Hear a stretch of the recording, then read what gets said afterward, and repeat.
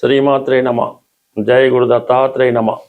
ఈ వీడియోలో మనం వృషభ రాశి వారికి మార్చి 8వ తారీఖు నుంచి 14వ తారీఖు మధ్యలో జరగబోయే వార ఫలాలు పరిశీలించినప్పుడు వృషభ రాశి వారికి ఈ వారం నుంచి వారి యొక్క అదృష్ట యోగం ప్రారంభమైంది.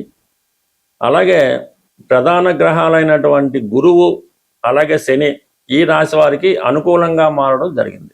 ముందుగా పరిశీలించినప్పుడు శుక్రుడు అటు రాష్ట్రాధిపతిగా షష్టాధిపతిగా లాభస్థానంలో వచ్చినటువంటి శుక్రుడు ఈ రాశి వారికి మీరు చేస్తున్నటువంటి ఉద్యోగ ప్రయత్నాలు 100% ఫలించే అవకాశం ఉంది. ముఖ్యంగా మీరు స్త్రీ అయి ఉంటే 100% మీకు ఏదైనా ఫైనాన్స్ రంగంలో కానీ అంటే మీరు ఏ రంగంలో ఉంటే ఆ రంగంలో మీకు ఉపాధి అవకాశాలు రావడం జరుగుతుంది. ముఖ్యంగా ఎవరైతే cinema industry, TV, media, YouTube రంగాల్లో ఉన్నారో వాళ్ళకి అనూహ్యంగా గుర్తింపు రావడం జరుగుతుంది. తద్వారా మీకు ఆదాయం కూడా పెరుగుతుంది. అలాగే కొత్త అవకాశాలు కూడా రావడం జరుగుతుంది. సడన్గా మీరు అందరి చేత గుర్తించబడుతూ ఉంటారు. మీ రెమ్యునేషన్ కూడా పెరిగే అవకాశం ఉన్నది. అలాగే మీ తోడబుట్టిన వారు మీకు సంపూర్ణంగా సహకరించడం, అలాగే వివాహ విషయంలో కొంత కన్ఫ్యూజ్గా ఉన్నటువంటి సందిగ్ధత తొలగి వివాహ విషయంలో ఒక ఖచ్చితమైనటువంటి నిర్ణయానికి రావడం జరుగుతూ ఉంటుంది. అలాగే శని భగవానుడు భాగ్య రాజ్యాధిపతిగా లాభస్థానంలోకి రావడం వల్ల అది కూడా తన సొంత నక్షత్రం అయినటువంటి ఉత్తరాభాద్ర నక్షత్రం మీదకి మారడం వల్ల ఎవరైతే ఉద్యోగ ప్రయత్నాలు చేస్తున్నారో వారికి 100% ఏదైనా ఒక పెద్ద సంస్థలో, అది ఆర్థిక సంస్థ అవ్వచ్చు, అలాగే సాఫ్ట్వేర్ సంస్థ అవ్వచ్చు, లేదంటే సినిమా ఇండస్ట్రీకి సంబంధించిన దాంట్లో ఉద్యోగ అవకాశాలు వచ్చే అవకాశం ఉన్నది. అలాగే మీరు గతంలో ప్రయత్నం చేయనటువంటి ఉద్యోగాన్ని కూడా ఈ సమయంలో మళ్ళీ ఇంకొకసారి ప్రయత్నం చేయడం వల్ల ఆ అవకాశం మీ దగ్గరికి రావడం జరుగుతూ ఉంటుంది. అంటే ప్రధానంగా మరి గురుగ్రహం లాభాధిపతిగా ధనస్థానంలో గురుగ్రహం ఉన్నాడు. అంటే 11వ స్థానంలో మీకు శని భగవానుడు ఉన్నాడు, శుక్రుడు ఉన్నాడు. శుక్రుడు ఉచ్చులో ఉన్నాడు. అంటే ఆ డిపాజిటర్, ఆ మీనరాశ్యాధిపతిగా ఉన్నటువంటి గురువు ధనస్థానంలో ఉంటూ కొంతకాలంగా వక్రగమనంలో ఉండడం వలన మీకు సరైనటువంటి ఫలితాలు, శని యొక్క ఫలితాలు మీకు అనుభవంలోకి రావడం లేదు. ఇప్పుడు గురువు ఈ వారంలోనే 11వ తారీఖులో రుజుమార్గంలోకి రావడం వల్ల మీకు 100% ఈ ఉద్యోగ ప్రయత్నాలు ఫలించడం, శుభకార్యం లాంటిది మీ గృహంలో జరగడం, అలాగే బంధువులంతా కూడా మీకు సహకరించడం జరుగుతూ ఉంటుంది. అంటే ఏదో ఒక శుభకార్యం నిమిత్తం బంధువులందరూ కలిసి కొంత ధనాన్ని కూడబెట్టడం కానీ, లేదంటే గతంలో సంపాదించిన ధనాన్ని ఏ విధంగా ఖర్చు పెట్టాలి అనే నిర్ణయంలో ఒక నిర్ణయానికి రావడం జరుగుతుంది.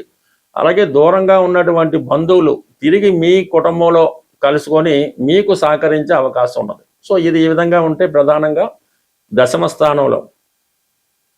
స్థానంలో 4 గ్రహాలు సంచరించడం జరుగుతుంది. ప్రధానంగా రాహు సంచరించినప్పుడు, ధన పంచమాధిపతిగా ఉన్నటువంటి బుధుడితో కలిసి రాహు సంచరించినప్పుడు ఎవరైతే పరిశోధనా రంగంలో ఉన్నారో, విద్యా సంబంధించిన విషయాల్లో వేరే విషయంలో మారదాం అనుకుంటున్నారో, లేదంటే కొత్తగా పెద్ద గోల్స్ పెట్టుకొని ఐఐటి లాంటి, ఎంబీబీఎస్ లాంటి కోర్సుల్లో ప్రవేశానికి ఎవరైతే ప్రయత్నం చేస్తున్నారో వారి ప్రయత్నం తప్పకుండా ఈసారి నెరవేరే అవకాశం ఉంది.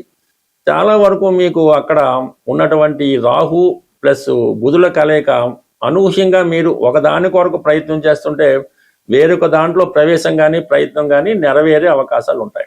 ఇక కుజుడు మీకు 7వ వ్యయాధిపతిగా దశమ స్థాన సంచారం వల్ల వృత్తిపరంగా కొన్ని ఆటుపోట్లు, ఇబ్బందులు ఎదుర్కొనే అవకాశం ఉంది.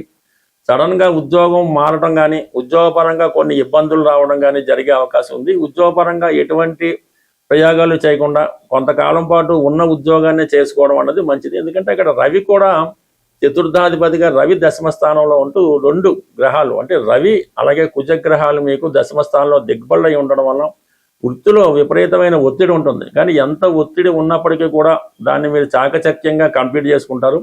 కంప్లీట్గా ఈ 14వ తారీఖు లోపల ఉద్యోగపరంగా మీకు ప్రమోషన్ రావడం జరిగే అవకాశం ఉంది, అభివృద్ధి వచ్చే అవకాశం ఉంది. కొత్త ఉద్యోగాలు ప్రయత్నం చేస్తున్న వాళ్ళకు కూడా అనుకూలంగా ఉంది. అంటే ఈ కుజుడు రవి కలిసినప్పుడు అది ప్రమోషన్ యోగం లాంటి ఒక యోగం ఏర్పడుతూ ఉంటుంది. ఎవరి జాతకంలో అయినా ఈ కుజుడు రవి కలిసి ఉంటే వాళ్ళు సాధారణ ఉద్యోగంలో ప్రవేశించి ఉన్నత స్థాయి ఉద్యోగంలోకి అంచెలంచెలుగా వెదవడం జరుగుతూ ఉంటుంది. బట్ ఏదైనా ఈ కలయిక ఈ రాశి వారిని చాలా స్ట్రిక్ట్గా వ్యవహరించడం జరుగుతుంది. బట్ ఏదైనా ఈ వారంలో వృత్తిపరమైన మార్పులు, అభివృద్ధి తప్పనిసరిగా వచ్చే అవకాశం ఉంది. ఈ వారం రోజుల పాటు కుంభరాశిలో కుజుడు రవి కలిసి సంచరించడం జరుగుతూ ఉంటుంది. అంటే కుంభరాశి సహజ 11వ స్థానం అవటం వల్ల లాభస్థానం అవుతుంది. అంటే కుంభరాశిలోకి వచ్చినటువంటి ఏ గ్రహం అయినా సరే జాతకుడికి లాభాన్ని కలిగించే అవకాశం ఉంటుంది. ఇది ఈ కుజుడు రవి కలిసి ఉన్నది ఒక విజయ యోగం లాంటిది. ఇది ఒక ప్రమోషన్ యోగా అంటారు నాడీ శాస్త్ర ప్రకారం. అంటే ఎవరికైతే ప్రమోషన్ రావాల్సి ఉందో, ఇంటర్వ్యూలో సెలెక్ట్ అయ్యి ఉద్యోగం రావాల్సి ఉందో, లేదంటే కొత్త ఉద్యోగం కొరకు ఎదురు చూస్తున్నారో వారు ఈ వారంలో ఒక చిన్న ప్రయోగం చేయవలసి ఉంటుంది. కుజుడికి ఇష్టమైనటువంటి మంగళవారం రోజు ఆదిత్య ఉదయం పారాయణ చేయాలి. అంటే త్రిసంధ్యల యందు ఉదయం, సాయంకాలం, మధ్యాహ్నం చదవలసి ఉంటుంది. అంటే బాగా గుర్తుపెట్టుకోండి, మంగళవారం రోజు ఆదిత్య ఉదయం చదవాలి. అలాగే ఆదివారం రోజు హనుమాన్ చాలీసా పారాయణ చేయాలి. హనుమాన్ చాలీసా అలాగే 3 సార్లు పారాయణ చేసి మరి ఆదివారం రోజు ఆంజనేయ స్వామికి అరటిపళ్ళు నైవేద్యం పెట్టాలి. అలాగే మంగళవారం రోజు సూర్య భగవానునికి గోధుమతో చేసిన హల్వా నైవేద్యంగా పెట్టి ఈ 2 రోజులు మాత్రం శ్రద్ధగా చేయటం వల్ల మీకు అర్హత ఉంటే 100కి 100 పాళ్ళు ఉద్యోగం అన్నది వచ్చి తీరుతుంది. లేదంటే ఏదైనా కార్యసాధనలో మీరు విజయం సాధించడం జరుగుతుంది. అంటే సమస్త విద్యలు ఆంజనేయ స్వామికి సూర్య భగవానుడే నేర్పడం జరిగింది. సూర్యుడే మానవుడికి ఏదన్నా ఇవ్వగలడు.